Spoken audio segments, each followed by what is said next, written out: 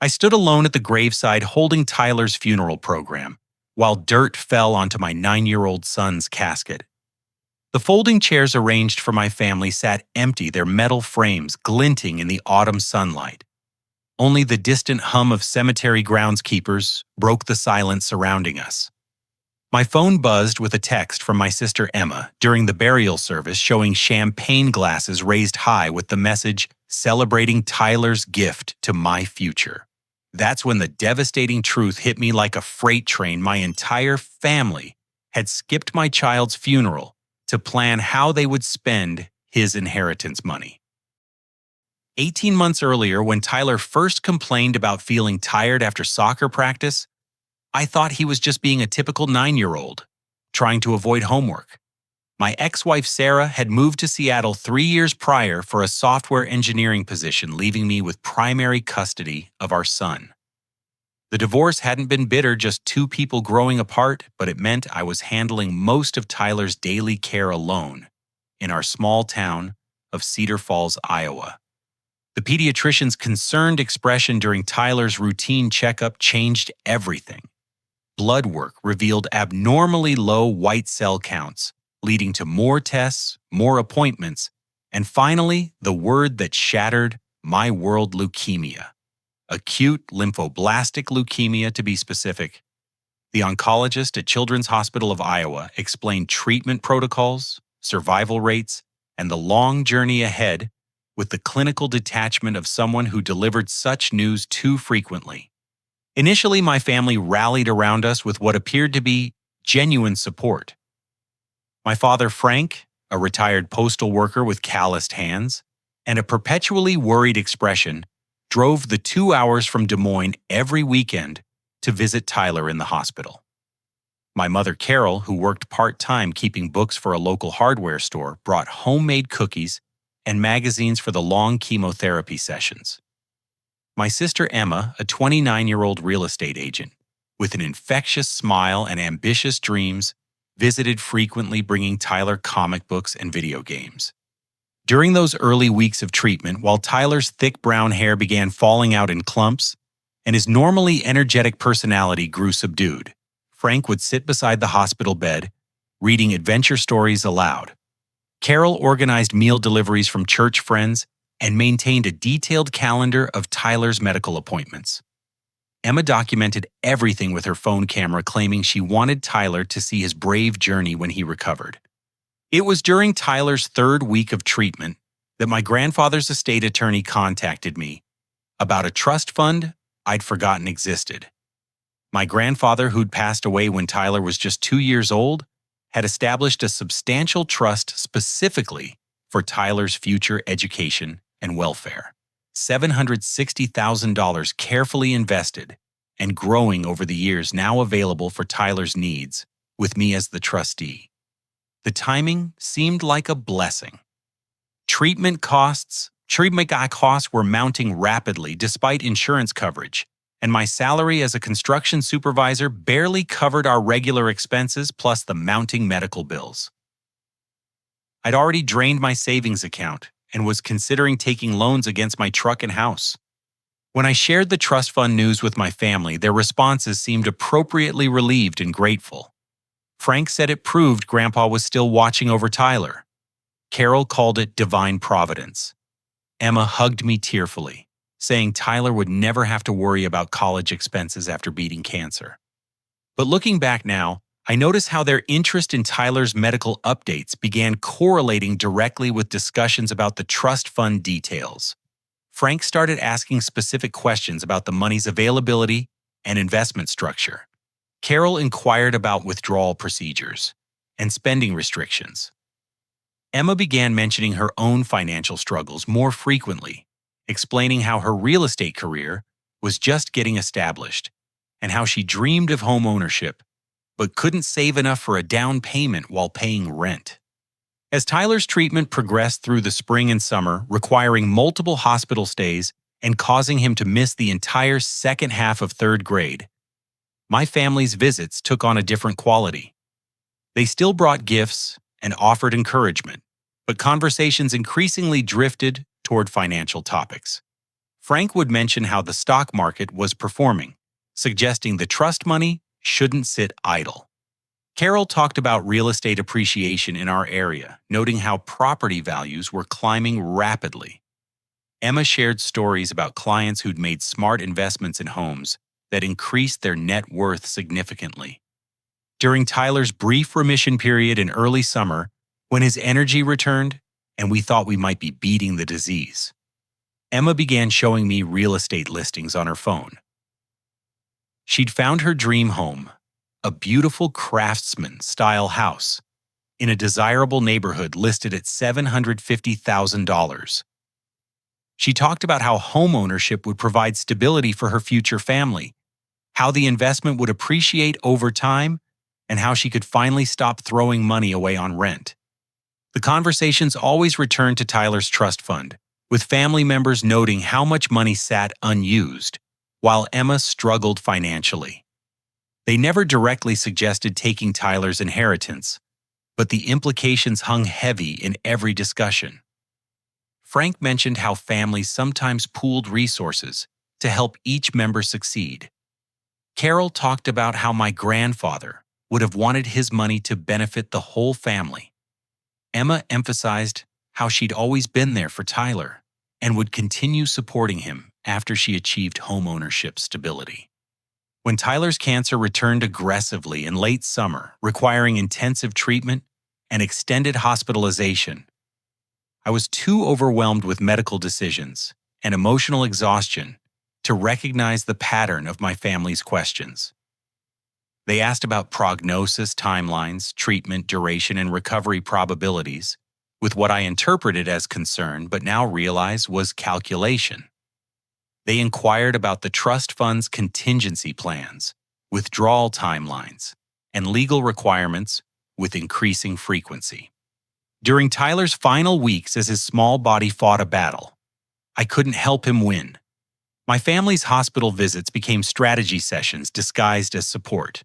Frank brought financial magazines and discussed investment opportunities. Carol mentioned how quickly house purchases could be completed with cash offers.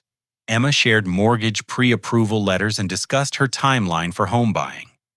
The devastating realization came during Tyler's final night in the pediatric intensive care unit, when I stepped into the hallway to speak with his doctor about comfort care options. Through the thin hospital walls, I heard my mother's voice on the phone with Emma. Their conversation focused entirely on when the money becomes available and Emma's down payment timeline. They were planning my son's inheritance while he lay dying 20 feet away, their voices filled with excitement about financial possibilities rather than grief about losing their grandson and nephew.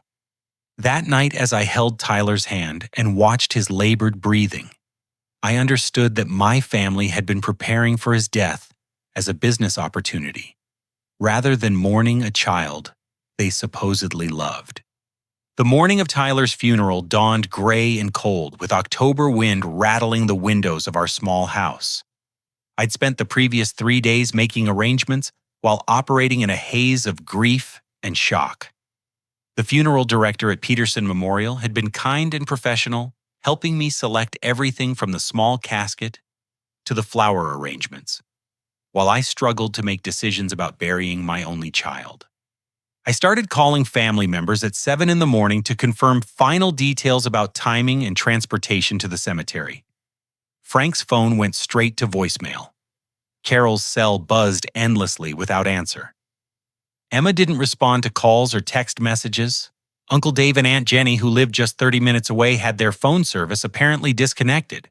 My cousins Mark and Lisa, whom I'd always considered close, seemed to have vanished completely. Panic crept into my chest as I realized something was terribly wrong. These people had been present for every minor family event for decades, from birthday parties to graduation celebrations. They'd never missed a funeral or significant family gathering. The idea that they would miss Tyler's service was incomprehensible. I arrived at Peterson Memorial an hour before the scheduled service, hoping family members would appear for final preparations. The funeral home staff had prepared a beautiful service room with soft lighting and traditional organ music playing quietly in the background. Tyler's casket, smaller than any casket should ever be sat, surrounded by flower arrangements from my co-workers, Tyler's school, and a few neighbors. As the designated start time approached, only 6 people had arrived. Mrs. Rodriguez, Tyler's third-grade teacher who'd worked with him during his treatment periods. Bob, our next-door neighbor who'd often shared vegetables from his garden with Tyler. My ex-wife, Sarah, who'd flown in from Seattle that morning with tears streaming down her face. And 3 parents of Tyler's classmates who'd known our family through school events. The funeral director approached me discreetly, asking about seating arrangements for the expected family members. I explained that they should be arriving any moment, though my voice carried uncertainty that matched my growing fear. He nodded sympathetically and suggested we wait a few additional minutes for latecomers. My phone remained silent except for a single text message from Emma, claiming she had severe food poisoning and couldn't leave her apartment. Frank sent a brief message saying their car had broken down and they couldn't find transportation. Carol forwarded a message claiming she'd twisted her ankle badly and was unable to walk. Uncle Dave reported a sudden work emergency that required immediate attention. The excuses arrived in rapid succession, each more implausible than the last, especially considering these same people had driven much farther for less significant events countless times. Sarah approached me with confusion and disbelief written across her face. She'd spoken with my parents just 2 days earlier to coordinate her flight arrival, and they'd seemed genuinely eager to see her and participate in honoring Tyler's memory. She offered to postpone the service, suggesting we could reschedule for later in the week when family members could attend. I considered the possibility briefly, but something deep inside me rebelled against further delay. Tyler deserved to be honored and laid to rest with dignity regardless of my family's inexplicable absence. I told the funeral director to proceed with the service as planned, though my voice cracked as I spoke the words. The ceremony felt surreal and heartbreaking. I delivered Tyler's eulogy to an audience of 6 people in a room designed to hold 50. I spoke about his love of comic books and basketball, his infectious laugh that could brighten any difficult day, and his incredible bravery during 18 months of medical treatment. Mrs. Rodriguez shared memories of Tyler's determination to keep up with schoolwork during treatment. Bob talked about Tyler's fascination with gardening and his excitement when tomatoes finally ripened. Sarah held my hand during the service, both of us struggling to comprehend not only Tyler's death, but also the devastating absence of people we'd considered family. The silence in the room felt oppressive, broken only by our quiet sobbing and the funeral director's gentle words about Tyler's young life. The graveside service at Cedar Hills Cemetery was even more heartbreaking. Standing beside Tyler's small casket as cemetery workers prepared to lower it into the ground, I felt completely alone, despite Sarah's presence beside me. The autumn wind cut through my black suit while I tried to find words to say goodbye to my son. Mrs. Rodriguez placed a hand on my shoulder. Bob cleared his throat roughly, and the parents of Tyler's classmates stood respectfully nearby. As the first shovel of dirt hit Tyler's casket, my phone buzzed with an incoming text message. Through blurred vision, I saw Emma's name and opened the message without thinking. The image showed champagne glasses raised high in a toast, with Emma's bright smile visible in the background. The accompanying text read, "Celebrating Tyler's gift to my future." The shock of receiving that message during my son's burial nearly brought me to my knees. Sarah gasped when she saw the photo over my shoulder. Mrs. Rodriguez stepped closer, concerned by my sudden change in demeanor, but I couldn't speak or explain what I'd just witnessed. The image seared itself into my memory, champagne glasses celebration, and my sister's triumphant expression while dirt fell onto my child's casket. Driving home from the cemetery in stunned silence, I passed Emma's apartment complex on Maple Street and noticed several familiar cars in the parking lot. Frank's blue pickup truck, Carol's silver sedan, Uncle Dave's red SUV, Aunt Jenny's white minivan, Mark's black coupe, Lisa's green hatchback, every missing family member's vehicle clustered together at my sister's building. I parked across the street and stared at Emma's third-floor apartment windows.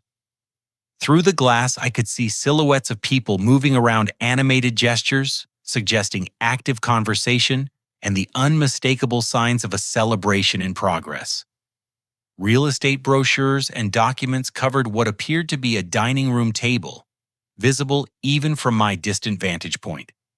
The devastating truth crystallized in that moment. My entire family had skipped Tyler's funeral to hold a celebration planning meeting about Emma's house purchase using his inheritance money. While I buried my 9-year-old son alone, they had been toasting their financial fortune and mapping out their strategy to claim his $760,000 trust fund. The betrayal cut deeper than Tyler's death itself because it revealed that the people I'd trusted most had never genuinely cared about my son's life or death. They'd simply been waiting for him to die so they could claim his inheritance, and they couldn't even pretend to grieve long enough to attend his funeral before beginning their celebration. I sat in my car across from Emma's apartment building for nearly an hour, watching shadows move behind the windows while my phone buzzed with concerned messages from Sarah asking where I'd gone. Finally, rage overcame shock, and I climbed the stairs to Emma's third-floor unit with my hands shaking from anger rather than grief. Emma answered the door with a champagne glass still in her hand, and a startled expression that quickly shifted to false sympathy. "Asa, I thought you were still at the cemetery. How was the service? I'm so sorry I couldn't make it, but this food poisoning has been absolutely terrible." Behind her, I could see my entire extended family arranged around her dining room table, which was covered with real estate listings, mortgage documents, and what appeared to be legal paperwork. Frank sat in his weekend flannel shirt looking uncomfortable, but not surprised by my arrival. Carol wore her church dress and held a champagne flute while studying property photos.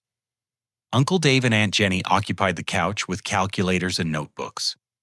Mark and Lisa sat cross-legged on the floor, surrounded by printouts and folders. Come in," Emma said, pulling me inside as if nothing unusual was happening. "We were just discussing some family business, practical matters that need attention, now that Tyler's—" She paused, seeming to search for appropriate words. "Now that Tyler's situation has been resolved." The casual dismissal of my son's death as a situation that had been resolved hit me like a physical blow. Frank cleared his throat and gestured toward an empty chair.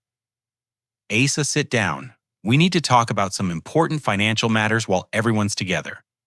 Carol raised her champagne glass slightly.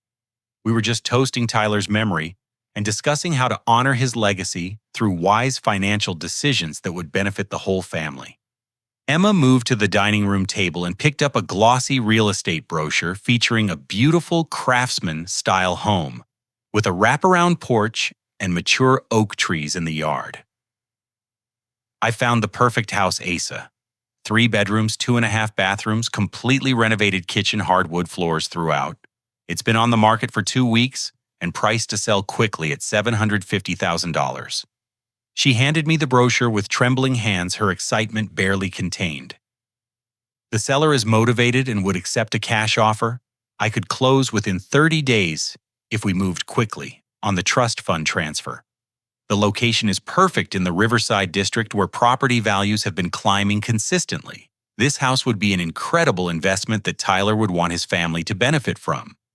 Frank leaned forward in his chair, his postal worker's precision evident in the way he'd organized documents on the table. "Asa, we've been researching the trust fund requirements and legal procedures for transfers. The language in your grandfather's will specifically mentions furthering family education and growth. A stable home for Emma represents exactly the kind of growth your grandfather intended to support."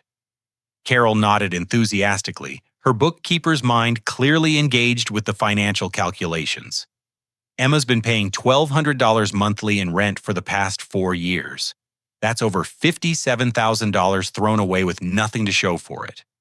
Home ownership would provide equity building tax advantages and long-term financial security that benefits our entire family structure. Uncle Dave spread several documents across the table revealing detailed research into trust fund law and estate management. We contacted the estate attorney's office to understand the transfer process. Since you're Tyler's father and the appointed trustee, you have discretion to allocate funds for legitimate family needs. Emma's housing situation definitely qualifies as a legitimate need that supports family stability. Emma sat beside me, her real estate agent's persuasive skills in full display. Tyler loved spending time here, Asa. He always talked about wanting a big house with a yard where he could play. This home has a huge backyard perfect for children, a finished basement for entertaining, and enough space for family gatherings. When I have children someday, they'll grow up in a home that Tyler's love helped provide. The manipulation was sophisticated and coordinated, clearly planned over weeks or months of family meetings I hadn't been invited to attend. They'd researched legal requirements, identified property targets, calculated financial benefits, and prepared emotional arguments designed to override my grief-clouded judgment. Aunt Jenny produced a folder containing insurance documentation and property inspection reports. Emma already had the house inspected and appraised. Everything checks out perfectly. The structure is solid, the electrical and plumbing have been updated, and the roof is only 5 years old. This isn't a risky investment. It's a sure thing that benefits everyone involved. Mark and Lisa, both in their early 20s, and typically focused on their own concerns, had clearly been coached to participate in the family pressure campaign. Mark explained how home ownership would provide Emma with stability to help other family members in the future. Lisa emphasized how the investment would honor Tyler's memory by supporting family growth and prosperity. Carol reached across the table and patted my hand with maternal concern. "Honey, I know this is difficult timing, but practical decisions can't wait. Tyler's money sitting in that trust fund isn't helping anyone right now. Emma needs housing stability, and this opportunity won't last long. Other buyers are already showing interest in the property." Frank pulled out a manila folder containing documents that made my blood run cold. "We've already spoken with Harrison Wells, the estate attorney handling Tyler's trust fund. He explained the transfer procedures and timeline requirements. With your authorization, Emma could have access to the funds within 10 business days." Emma's voice dropped to a conspiratorial whisper. "I've already submitted a preliminary offer contingent on financing. The seller is holding the property for 72 hours while I secure funding confirmation.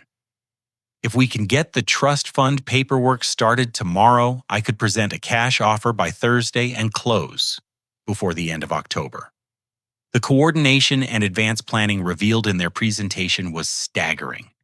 While I'd been focused on Tyler's medical care and trying to save his life, my family had been researching legal procedures, evaluating properties, and developing strategies to claim his inheritance the moment he died.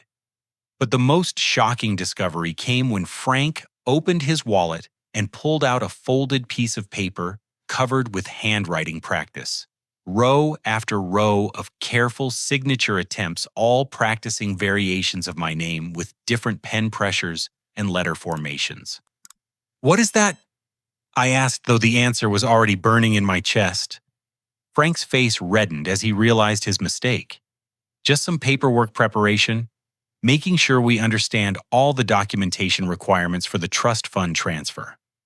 But I could see clearly that he'd been practicing forging my signature, preparing to complete transfer documents without my knowledge or consent. The betrayal was complete. They hadn't just skipped Tyler's funeral to plan claiming his inheritance. They'd been preparing to steal it through fraud if I refused to cooperate voluntarily. The champagne glasses, the celebration, the detailed planning, and now evidence of intended forgery revealed the depth of their conspiracy. My family had been preparing for months to profit from my son's death, and they'd been so confident in their success that they couldn't even wait until after his burial to begin celebrating their financial windfall. The next morning, I drove directly to Harrison Wells's law office, needing to understand exactly what my family had been doing behind my back. Wells, a distinguished attorney in his 60s with silver hair and wire-rimmed glasses, greeted me with the professional sympathy reserved for grieving clients, but I detected underlying discomfort in his demeanor that suggested our meeting wouldn't be straightforward. "Mr. Garrett, please accept my condolences on Tyler's passing." Wells began as we settled into his oak-paneled office. "I understand your family has some questions about the trust fund administration and potential distributions." Questions proved to be a dramatic understatement. Wells opened a thick file folder and spread documents across his desk, revealing the extent of my family's activities over the past several weeks. Frank and Carol had been visiting his office twice weekly since August, pressuring him for detailed information about trust fund procedures, withdrawal requirements, and legal loopholes that might expedite access to Tyler's inheritance. "Your father has been particularly persistent," Wells explained diplomatically. "He's brought various family members to our meetings, all expressing urgent financial needs that they believe justify immediate trust fund distributions. Your sister has provided detailed documentation about her housing situation and real estate investment opportunities." Wells showed me copies of forms my family had submitted, including falsified financial emergency declarations claiming Emma faced immediate homelessness without trust fund assistance. They'd fabricated documentation suggesting she owed substantial debts that threatened her employment and professional licensing as a real estate agent. The lies were comprehensive and coordinated, designed to establish legal justification for emergency fund distributions. They've also submitted character references from family members attesting to your sister's responsible financial management and her deep personal relationship with Tyler. Wells continued. "According to these documents, Emma was Tyler's primary caregiver during his illness and deserves compensation for her sacrificial service to your family." The character references were particularly galling because they portrayed Emma as Tyler's devoted aunt who'd abandoned her career and personal life to provide full-time care during his cancer treatment.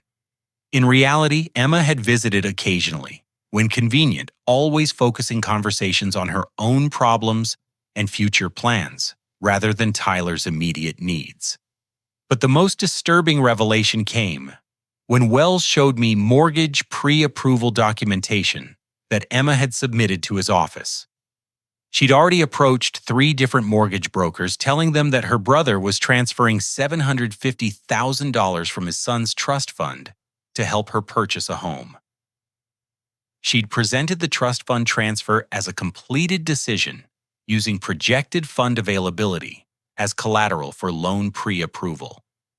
"Your sister has been quite confident about the timeline and amount of her trust fund distribution," Wells said carefully. "She's provided specific dates and dollar amounts to mortgage companies, treating the transfer as a foregone conclusion rather than a possibility requiring your approval."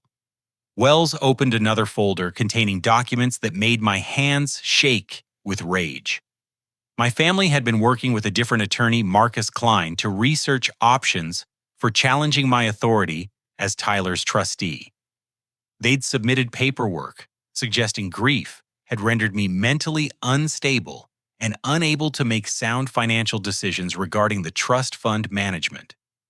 "They've been building a case to have you declared incompetent to manage Tyler's inheritance," Wells explained. "Klein has been researching precedents where family members successfully challenge grieving parents' financial decision-making capabilities. They believe they can demonstrate that emotional distress has compromised your judgment." The legal papers included testimonials from Frank, Carol, Emma, and Uncle Dave describing alleged instances of my erratic behavior and poor judgment following Tyler's diagnosis. They documented times when I'd seemed distracted or emotional, presenting normal grief responses as evidence of mental instability that required family intervention to protect Tyler's financial interests. Emma had provided the most detailed testimony, claiming I'd made increasingly bizarre financial decisions and had lost touch with reality regarding Tyler's care and prognosis. She'd presented my refusal to discuss the trust fund during Tyler's final weeks as evidence that grief had compromised my ability to think rationally about family financial planning. They've also contacted other family members and community members for additional testimonials, Wells warned. Your ex-wife has received calls from family members asking about your mental state and decision-making capabilities since Tyler's diagnosis. Wells showed me phone records indicating my family had contacted Sarah in Seattle multiple times, trying to convince her to support their case for challenging my trustee authority. They'd told her I was making poor financial decisions, neglecting practical planning, and refusing to consider Tyler's wishes about how his inheritance should benefit the extended family. But perhaps the most chilling discovery was documentation, showing my family had contacted Child Protective Services during Tyler's final month of life filing reports, claiming I'd been negligent in his medical care, and suggesting my emotional instability was endangering his welfare. They'd hoped to build a case for removing my parental authority over Tyler's care, and by extension, his estate management. The CPS reports were ultimately dismissed as unfounded, Wells explained. Hospital staff and Tyler's medical team provided overwhelming evidence of your excellent care and advocacy for Tyler throughout his treatment. But your family's willingness to contact Child Protective Services during your son's final illness suggests they were prepared to use any available legal avenue to gain control over the trust fund. Wells leaned back in his leather chair, clearly uncomfortable with the situation he was describing. In 40 years of estate law practice, I've never seen family members pursue such aggressive tactics to claim inheritance funds, while the beneficiary was still alive. Most families wait until after funeral services before discussing financial distributions, but your relatives have been planning their strategy since August. The timeline Wells described was devastating. My family had been researching legal strategies to claim Tyler's inheritance since his cancer relapsed in late summer, calculating probabilities and preparing backup plans while I focused on medical treatments and hope for recovery. They'd been planning his financial death while I fought for his actual life. They've also been researching your grandfather's original will and trust fund establishment, Wells continued. Klein has been looking for language that might support their argument that the trust fund was intended to benefit multiple generations of family members, not just Tyler individually. The legal paperwork revealed that Emma had already established a business relationship with the mortgage broker, real estate agent, and home inspector involved in her house purchase. She'd presented the trust fund transfer as a certainty, building financial obligations and expectations that created pressure for immediate fund access regardless of my preferences or Tyler's actual wishes. Wells handed me a final folder containing the most disturbing documents of all detailed financial projections, showing how my family planned to distribute and invest Tyler's $760,000 beyond Emma's house purchase. They'd allocated funds for Frank and Carol's retirement enhancement, Uncle Dave's business investment, and various family members' debt consolidation and education expenses. They've been treating Tyler's inheritance as a family windfall that should benefit everyone, rather than honoring your grandfather's specific intention to provide for Tyler's education and welfare, Wells said. This level of coordinated planning and legal manipulation is extraordinary, and frankly, several of their actions constitute fraud and conspiracy charges if you choose to pursue criminal prosecution. As I left Wells' office with copies of all the documentation, I realized my family hadn't just betrayed Tyler's memory by skipping his funeral to celebrate their financial prospects. They'd been systematically planning to steal his inheritance through fraud, forgery, legal manipulation, and character assassination for months before his death. The depth of their betrayal was beyond anything I could have imagined, and their actions had crossed every moral and legal boundary. That evening, Frank called my house with artificial concern in his voice, inviting me to a family meeting to discuss important matters that can't wait any longer.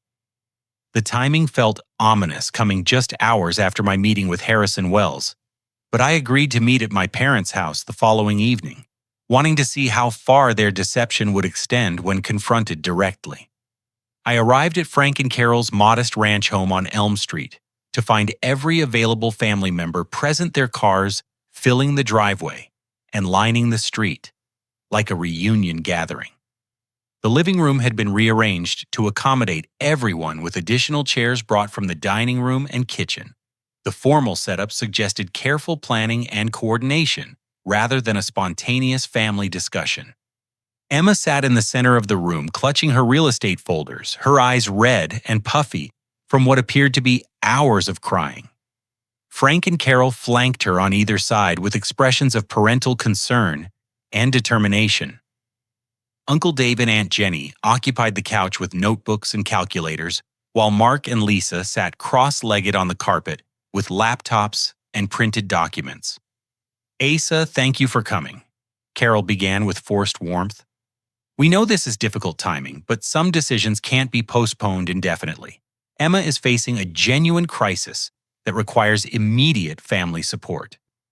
Emma looked up at me with desperation that seemed genuine, though I now questioned every emotion from family members who'd been capable of such elaborate deception. "Asa, I'm going to lose everything. The house offer expires tomorrow at 5 o'clock. If I can't provide financing confirmation by then, I forfeit my earnest money and lose the only decent property I can afford in this market." She opened her folder and spread financial documents across the coffee table, revealing the extent of her financial commitments related to the house purchase. "I've already invested $37,500 in earnest money inspection fees, appraisal costs, and legal preparation.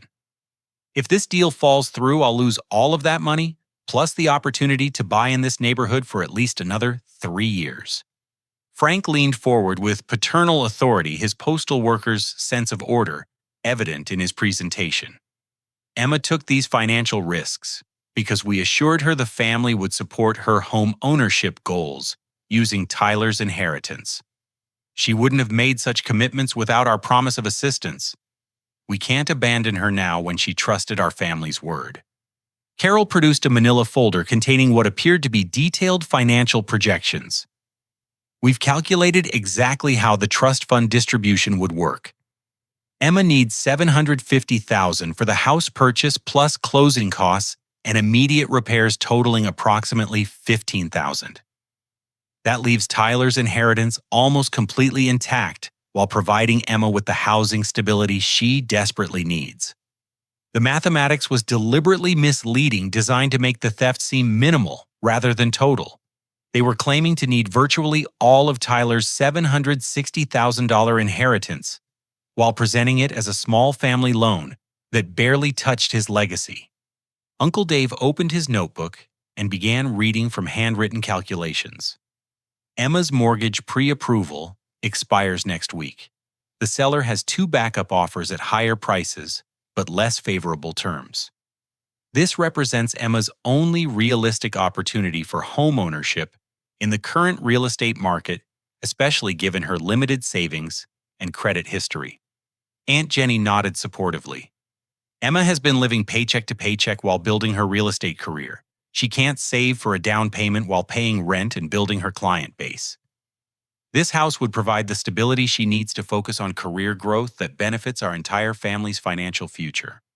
Mark and Lisa had clearly been assigned research responsibilities, presenting detailed analysis of local real estate trends and investment potential. They explained how Emma's house would appreciate significantly over the next 5 years, potentially doubling the initial investment and providing long-term financial security for her future children.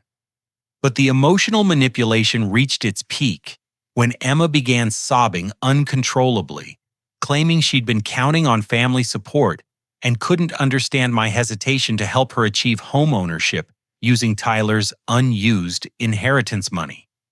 "Tyler loved me, Asa. He always talked about wanting Aunt Emma to have a beautiful house where he could visit and play in a big backyard. This house has everything he dreamed about: space for games, room for family gatherings, and stability for the future family members he'll never meet, but would want to support." Carol reached across the room and grasped my hand with maternal pressure. Honey Tyler's money can't bring him back, but it can provide something meaningful for the family members he left behind. Emma has sacrificed her own financial security to help during Tyler's illness, and now she deserves support when she needs it most. Frank produced his most devastating argument, a handwritten letter allegedly from Tyler, expressing his wishes about the trust fund money. Tyler wrote this during one of his hospital stays when he was worried about dying and wanted to make sure his family would be taken care of. He specifically mentioned wanting Emma to have a house where future family children could play and grow. The letter was obviously forged, written in Frank's careful handwriting rather than Tyler's childish scrawl. But the family presented it as authentic documentation of Tyler's final wishes regarding his inheritance. The emotional manipulation was sophisticated and comprehensive, designed to override any logical objections I might raise. But when I remained silent, processing the elaborate deception they'd constructed, the family's patience evaporated, and their true nature emerged. Frank's voice turned cold and threatening. "Asa, we've been patient with your grief, but practical decisions can't wait forever. Emma has financial obligations that require immediate attention. If you won't cooperate voluntarily, we'll have to pursue other legal options." Carol's maternal warmth disappeared entirely. "We've documented your erratic behavior and poor judgment since Tyler's diagnosis. Multiple family members can testify that grief has compromised your decision-making capabilities.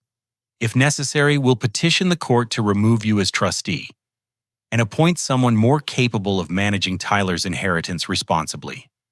Emma's tears stopped instantly, replaced by cold calculation.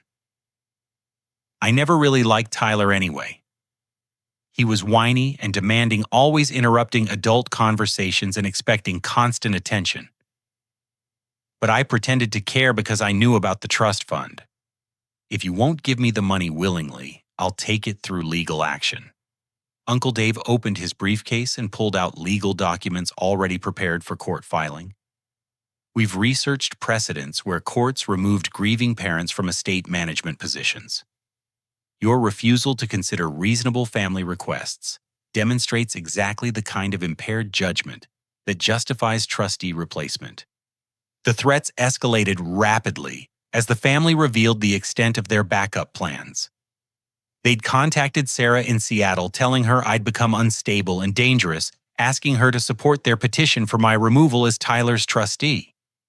They'd been documenting my conversations and interactions, building evidence of alleged mental incompetence that would justify court intervention.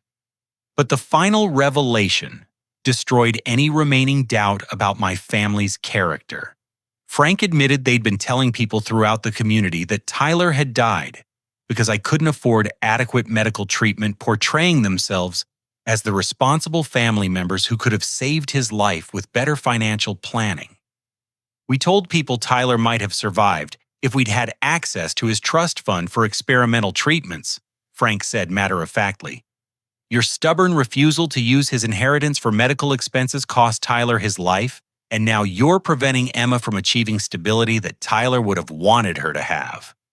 They'd been systematically destroying my reputation while building sympathy for their cause, telling community members that Tyler's death was partly my fault for refusing to access his inheritance for medical care. The character assassination was comprehensive and calculated, designed to justify their legal challenge to my trustee authority. Carol delivered the final blow. "If you don't sign the trust fund transfer paperwork tomorrow, we'll disown you completely. You'll have no family support, no holiday gatherings, no help during difficult times.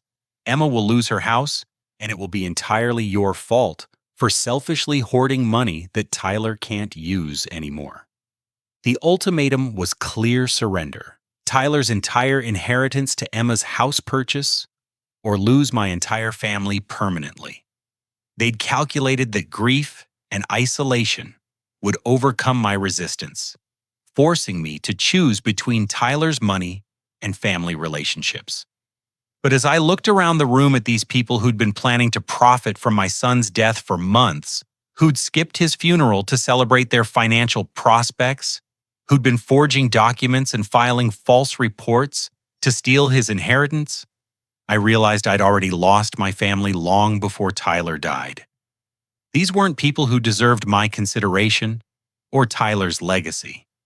The betrayal was complete, but their threats and manipulation had revealed exactly who they really were: strangers who shared my DNA, but possessed none of the love, loyalty, or integrity that defines actual family relationships. I left my parents' house that night understanding clearly that my family viewed me as an obstacle to overcome, rather than a grieving father deserving support. Their ultimatum clarified the situation perfectly. They were already my enemies, and I'd been fighting a defensive battle without realizing war had been declared months earlier. The next morning, I called Patricia Stone, an attorney specializing in estate fraud and family financial crimes. Stone's reputation for aggressive prosecution of inheritance theft made her exactly the advocate I needed for the comprehensive counterattack I was planning. Her office, located in downtown Cedar Rapids, reflected her no-nonsense approach, with law books filling every available shelf and case files organized with military precision. "Your family has committed multiple felonies," Stone explained after reviewing the documentation Wells had provided. "Forgery, fraud, conspiracy to commit theft, filing false reports with government agencies, and attempted identity theft. Each family member who participated in planning or executing this scheme faces potential criminal charges and substantial civil liability." Stone spread my family's forged documents across her conference table, highlighting specific evidence of criminal activity. Frank's signature practice sheets constituted clear evidence of intent to commit forgery. The falsified financial emergency declarations Emma had submitted represented fraud and perjury. The coordinated conspiracy involved multiple participants in a criminal enterprise designed to steal Tyler's inheritance through deception. "But criminal prosecution is just the beginning," Stone continued. "You can file civil lawsuits against each family member for emotional distress, defamation, conspiracy, and intentional interference with your relationship with Tyler during his final illness. The damages could be substantial, particularly given the deliberate timing of their actions during your child's terminal illness." Stone's strategic approach went far beyond simple legal action. She understood that my family's scheme depended on community sympathy and social pressure, so destroying their reputation and credibility would be more devastating than financial penalties alone. She recommended a comprehensive campaign targeting every aspect of their lives where reputation mattered. "Emma's real estate license depends on character and trustworthiness standards," Stone explained. "When her clients learned she was planning to steal inheritance money from a dying 9-year-old, her career will be finished. Real estate transactions require absolute trust between agents and clients, and her actions demonstrate complete moral bankruptcy." We scheduled meetings with each of Emma's current clients, providing documentation of her scheme to defraud Tyler's estate, and her confession that she'd never actually cared about Tyler, despite pretending to support him during his illness. Stone's presentation was methodical and devastating, showing clients exactly how Emma had manipulated family grief to pursue personal financial gain. Frank's reputation among former Postal Service colleagues provided another strategic target. Stone contacted his retirement community and veterans organizations sharing evidence of his forgery attempts and conspiracy to defraud a child's estate. The Postal Service's emphasis on integrity and trustworthiness made Frank's actions particularly scandalous among his peer group. "Your mother's bookkeeping clients deserve to know about her participation in financial fraud," Stone noted.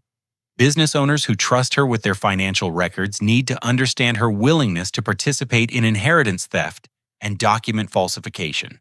Her employment prospects in financial services will be eliminated completely." Stone's research revealed additional leverage I hadn't considered. Uncle Dave owned a small construction company that depended on community trust and referrals. Aunt Jenny worked as a substitute teacher in the local school district. Mark and Lisa were both enrolled in college programs that required character standards for degree completion. Each family member had professional or educational vulnerabilities that could be targeted through strategic reputation destruction. We'll also contact their church congregation, Stone explained. Religious communities take family betrayal and theft from children very seriously, particularly when it involves missing funeral services to plan financial crimes. Their social support system will evaporate when people understand what they've done. But the most sophisticated element of Stone's strategy involved exposing the financial consequences my family members would face when their reputations were destroyed. Emma would lose her real estate income and forfeit all money invested in the house purchase. Frank and Carol would lose their part-time income sources. Uncle Dave's construction business would lose clients when his character became questionable. The financial devastation would exceed anything they might have gained from Tyler's inheritance. Stone's investigation also revealed that my family members had taken financial risks based on their confidence about claiming Tyler's inheritance. Frank and Carol had taken a second mortgage on their home to help fund Emma's earnest money and closing costs. Uncle Dave had borrowed against his business equipment. Aunt Jenny had withdrawn money from their retirement accounts. The family's financial house of cards would collapse completely when they lost income sources and faced legal judgments. They borrowed against their future earnings and assets because they believed Tyler's money was guaranteed income, Stone explained. When their scheme fails and their reputations are destroyed, they'll face foreclosure, bankruptcy, and financial ruin far worse than any consequences from legal prosecution alone. We scheduled simultaneous revelations across multiple fronts to maximize the psychological impact and prevent damage control efforts. Stone contacted local media outlets providing documentation of the family's scheme and their decision to skip Tyler's funeral for financial planning meetings. The story would be irresistible to local news organizations grieving family members stealing inheritance money from a 9-year-old cancer victim. The comprehensive nature of the counterattack was designed to overwhelm my family's ability to respond or recover. Criminal charges, civil lawsuits, professional license investigations, employer notifications, client revelations, community exposure, church discipline, and media coverage would happen simultaneously across every aspect of their lives. Your family believed they could manipulate and intimidate you into surrendering Tyler's inheritance, Stone concluded. They never considered the possibility that their victim might fight back with professional legal representation and comprehensive strategic planning. They're about to discover that targeting a grieving father's child was the most catastrophic mistake they could have made. Stone's final element of strategy involved establishing Tyler's true legacy through the comprehensive documentation we'd gathered. Rather than allowing my family to profit from his death, we would use their criminal actions to create lasting consequences that honored his memory through justice and accountability. The counterattack was ready to launch, and my family had provided all the evidence and targeting information necessary for their complete destruction through their own criminal actions and moral bankruptcy. The simultaneous revelation of my family's conspiracy began at 9 o'clock on a Thursday morning in November, exactly 1 month after Tyler's funeral. Patricia Stone had coordinated every element with precision timing designed to maximize impact while preventing any family member from warning the others or attempting damage control. Frank received the first surprise when police officers arrived at his home with arrest warrants for forgery fraud and conspiracy to commit theft.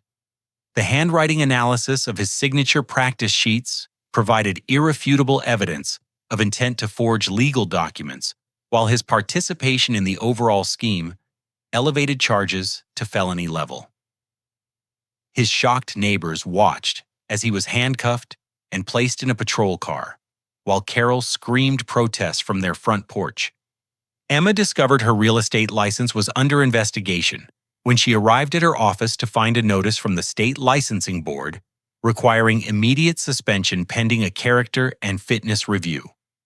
Her broker had already received detailed documentation of her scheme to steal inheritance money from a dying child, and 3 of her pending transactions were canceled immediately when clients learned about her moral character and legal troubles. Carol's part-time bookkeeping clients received identical packages that morning, containing copies of her participation in the inheritance fraud scheme, her falsified emergency declarations, and her conspiracy to file false reports with government agencies.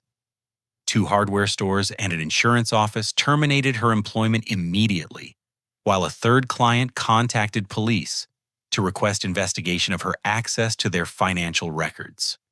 Uncle Dave's construction company faced immediate collapse when contractors and suppliers received documentation showing his participation in planning to defraud a child's estate through forgery and legal manipulation. 3 major projects were canceled within hours, as clients distanced themselves from his reputation, and his equipment financing company initiated seizure procedures based on character clause violations in their loan agreements. The revelation that devastated Emma most completely came when her mortgage broker called to inform her that loan pre-approval had been permanently revoked due to fraud charges and criminal investigation. The earnest money she'd invested in the house purchase was forfeited completely, and her dream home was sold to backup buyers within 48 hours of the scandal breaking. But the community response exceeded even Patricia Stone's expectations for comprehensive social consequences. Their church congregation held an emergency meeting to discuss disciplinary action against family members who had missed a child's funeral to plan inheritance theft. The pastor announced that Frank, Carol, Emma, Uncle Dave, and Aunt Jenny were no longer welcome at services until they demonstrated genuine repentance through restitution and community service. Local media coverage transformed the story into a cautionary tale about family greed and moral bankruptcy that resonated far beyond our small Iowa community. Television news segments featured interviews with Tyler's teacher, Mrs. Rodriguez, describing his brave battle with cancer and his family's shocking abandonment during his final illness. Newspaper editorials condemned the family's actions as representing the worst aspects of human nature. The financial consequences cascaded rapidly as reputation destruction eliminated income sources and created legal liabilities. Frank and Carol faced foreclosure on their home when part-time income disappeared and legal fees mounted. Emma lost her real estate career, completely forfeiting years of relationship building and client development. Uncle Dave's construction business declared bankruptcy within 60 days, unable to secure contracts or financing with his damaged reputation. Mark and Lisa faced disciplinary action from their respective colleges when academic integrity boards reviewed their participation in inheritance fraud and conspiracy charges. Their engineering and nursing programs required character standards that precluded involvement in criminal schemes targeting vulnerable children, and both students faced suspension pending investigation outcomes. But perhaps the most satisfying consequence involved the family members turning against each other as financial pressure and legal liability mounted. Frank blamed Emma for initiating the scheme with unrealistic homeownership demands. Carol accused Frank of escalating the situation through forgery attempts. Emma claimed her parents had pressured her into making financial commitments based on their promises about trust fund access. Uncle Dave and Aunt Jenny filed for divorce when the stress of bankruptcy and criminal charges destroyed their 20-year marriage. Mark and Lisa stopped speaking to their parents and cousins, claiming their futures had been ruined by family members' greed and poor judgment. The extended family fractured completely as individual members prioritized self-preservation over group loyalty.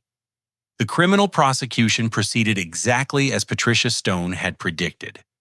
Frank pled guilty to attempted forgery and received 18 months in county jail plus 5 years probation.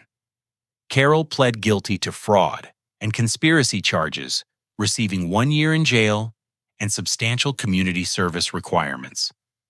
Emma faced the most serious charges due to her leadership role in planning and coordinating the scheme, ultimately sentenced to 2 years in state prison plus restitution requirements. Civil lawsuits against each family member resulted in judgments totaling over $200,000 for emotional distress defamation and conspiracy damages. Even after their criminal sentences were completed, my family members would spend years making monthly payments for the financial and emotional harm they'd caused during Tyler's final illness and death. Throughout this period of justice and accountability, I found my own path toward healing and meaning through establishing the Tyler Garrett Memorial Scholarship Foundation. The complete $760,000 from his trust fund, plus matching donations from community members moved by his story, created an endowment supporting children battling cancer and their families facing financial hardship. The scholarship program partnered with Children's Hospital of Iowa to provide direct financial assistance for medical expenses, travel costs, and family support services that insurance doesn't cover. Recipients were selected based on medical need and family financial circumstances, ensuring Tyler's inheritance helped children in situations similar to his own. Within 18 months, the Tyler Garrett Memorial Scholarship had assisted 47 families dealing with childhood cancer, providing over $120,000 in direct financial support. Tyler's name became associated with hope and healing, rather than family greed, creating a legacy that honored his brave spirit and generous heart. The scholarship program also offered support groups for parents navigating family dynamics during children's medical crises. Too many families experience relationship stress and financial pressure when children face life-threatening illnesses, and Tyler's foundation provided resources and advocacy to prevent other families from facing the isolation and betrayal I'd experienced. On the first anniversary of Tyler's death, I stood at his grave surrounded by scholarship recipients and their families, parents of children currently receiving foundation support, medical staff from Children's Hospital, Mrs. Rodriguez's neighbor Bob, and dozens of community members who'd been touched by Tyler's story. The contrast with his funeral day couldn't have been more complete. I spoke about how Tyler's inheritance had been transformed from a source of family greed into a beacon of hope. For children facing battles similar to his own, his money was providing exactly the kind of support and care he would have wanted other children to receive: medical assistance, family stability, and community support during the most difficult periods of their young lives. Sarah traveled from Seattle to attend the anniversary memorial service, bringing photos and memories of Tyler's happiest moments before illness changed everything. We'd maintained a respectful friendship focused on honoring Tyler's memory rather than dwelling on past relationship problems, and her presence provided continuity with the family he'd known and loved. Mrs. Rodriguez established a Tyler Garrett Memorial Garden at his elementary school, where current students could learn about courage and determination through his example. The garden featured his favorite flowers and a bronze plaque describing his love of learning and his brave fight against cancer, inspiring other children to persist through their own challenges. The foundation's annual fundraising dinner became a community celebration of childhood resilience and family support that attracted participants from across Iowa. Tyler's story demonstrated how tragedy could be transformed into purpose, how loss could become legacy, and how one child's courage could inspire countless others facing their own difficult journeys. As I reflected on the year since Tyler's death, I realized the most important lesson hadn't been about justice or revenge against family members who'd betrayed us. The real wisdom came from understanding that Tyler's true inheritance was his capacity for love, courage, and determination that could inspire others long after his physical presence was gone.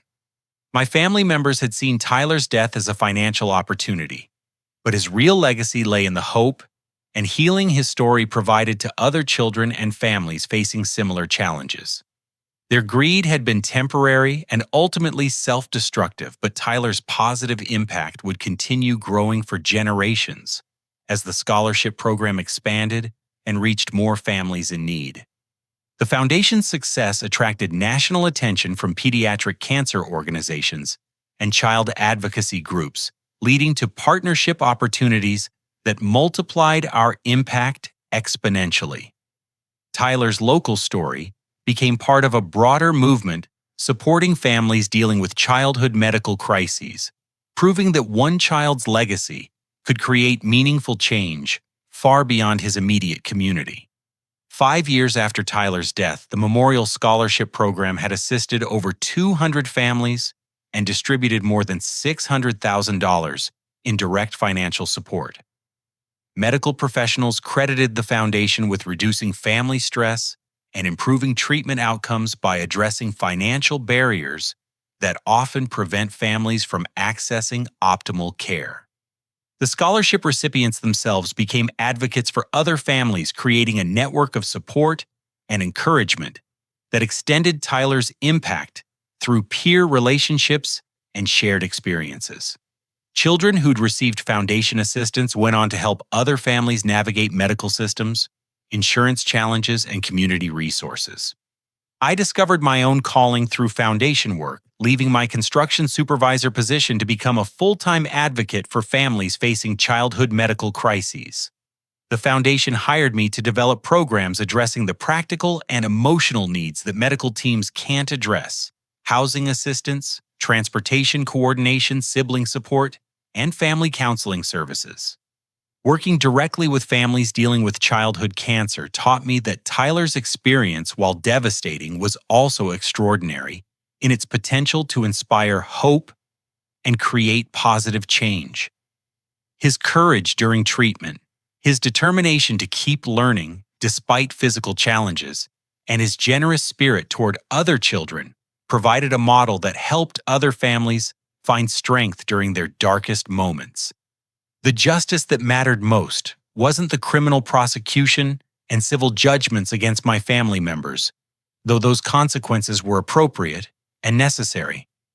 The real justice was transformation of Tyler's inheritance from a source of greed and betrayal into a foundation for healing and hope that honored his memory through service to others.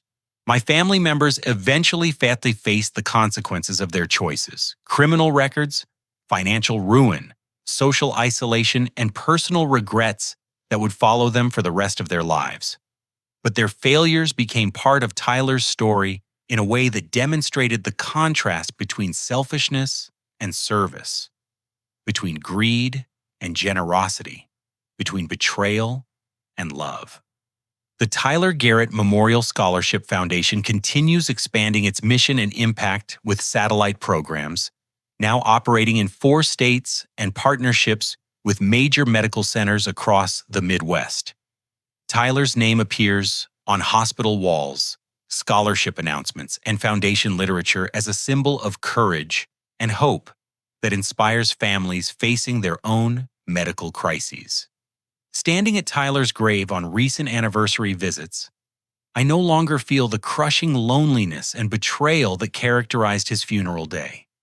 Instead, I see evidence everywhere of his continuing influence: scholarship recipients achieving educational goals, families receiving critical medical support, children finding courage through his example, and communities coming together to support their most vulnerable members.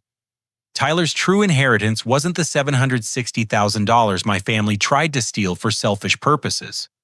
His real legacy was the capacity to transform tragedy into purpose loss, into service, and death into lasting positive change that continues growing and expanding. With each family, the foundation helps, and each child who finds hope through his story. What challenges have you faced in your life that seemed overwhelming at the time, but ultimately led to personal growth or positive change? Sometimes our deepest pain can become our greatest source of strength and service to others. I'd love to hear about your experiences with transforming difficult situations into opportunities for growth and helping others. Please share your thoughts in the comments below. And if Tyler's story resonated with you, Please hit the like button, subscribe to hear more stories of resilience and justice, and share this with anyone who might find hope or inspiration in his legacy. Thank you for joining me in honoring Tyler's memory and supporting families who are facing their own difficult journeys. May you find peace, purpose, and the strength to transform your challenges into opportunities to serve others with compassion and love.